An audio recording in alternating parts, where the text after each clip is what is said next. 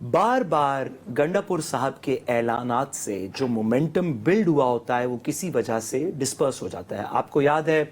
26 नवंबर के बाद भी जब गंडापुर साहब यहाँ पे आए और फिर पता नहीं कौन सी स्टोरी से वो 12 जिले क्रॉस करके वापस गए, उसके बाद भी एक पक चुकी थी देख जिसके अंदर सियासतदानों को के पास दो ऑप्शंस थी। एक पीटीआई की एक साइड ये कह रही थी, जो लगा इमरान खान साहब वाली साइड है,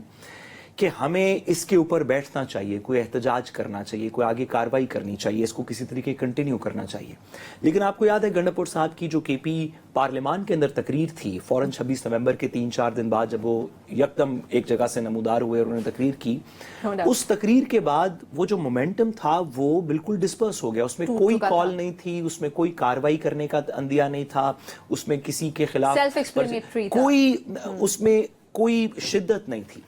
इसी तरह जब उन्होंने कहा कि लाहौर आए, आपको याद होगा कि जब उससे पहले जब गंडापुर साहब लाहौर जब जाना था तो वो जलसा गाह में तो शायद पहुंच भी नहीं सके, लेकिन जो उन्होंने तकरीर भी की वो तकरीर ये थी कि अभी के लिए तो हम डिस्पर्स हो रहे हैं, अभी तो के लिए तो हम वापस जा रहे हैं, फिर हम इसको देखेंगे कुछ अरसे बाद।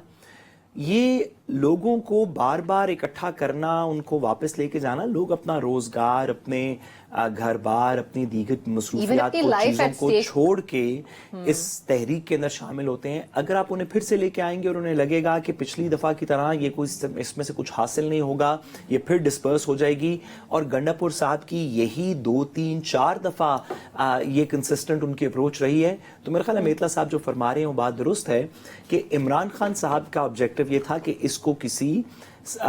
प्रॉपर तहरीक में अब ढाल दिया जाए जिसके कुछ मकासद हों। गंडापुर साहब की इस तकरीर ने इस सारे मोमेंटम को एक दफा फिर से खत्म कर दिया कि अब अगले 3 महीने तो कुछ नहीं होगा, बातचीत होगी, और 3 महीने के बाद अगर इमरान खान साहब को नहीं निकाला तो फिर कुछ देखेंगे, कोई कार्रवाई करेंगे। ये इमरान खान साहब के मौकफ के खिलाफ है। ठीक है। अच्छा मेरा साहब, जो एक सेकंड मेरा सवाल ऐड कीजिएगा। जो मैं आपको बता रही थी ना, मुझे कंफ्यूजन वो शायद अली अमीन गंडापुर का बयान ही है, उनकी स्पीच ही है, उनके प्रेस ब्रीफिंग ही है, जिसमें वो एक तरफ मशरूत डायलॉग की भी बात कर रहे हैं, दूसरी तरफ आपके जो बानी है उन्होंने खुद ही कहा है कि हमें डायलॉग नहीं करना, आप कह रहे हैं आपको एस्टेब्लिशमेंट से बात करनी है। फिर एट द सेम टाइम जो मुझे कंफ्यूजन है, क्या जो आप लोग ने आप दोनों का तज्जिया उसे मैं अंडरस्टैंड किया कि ये फिर जाती उनका जो है बयान है, क्योंकि इमरान खान की तो ये ख्वाहिश नहीं है।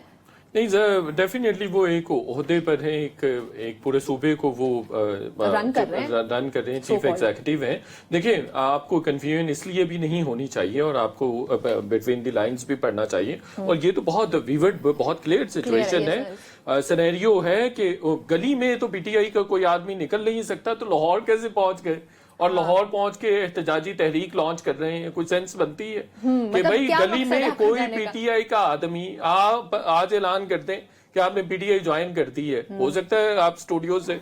अरेस्ट हो जाएं।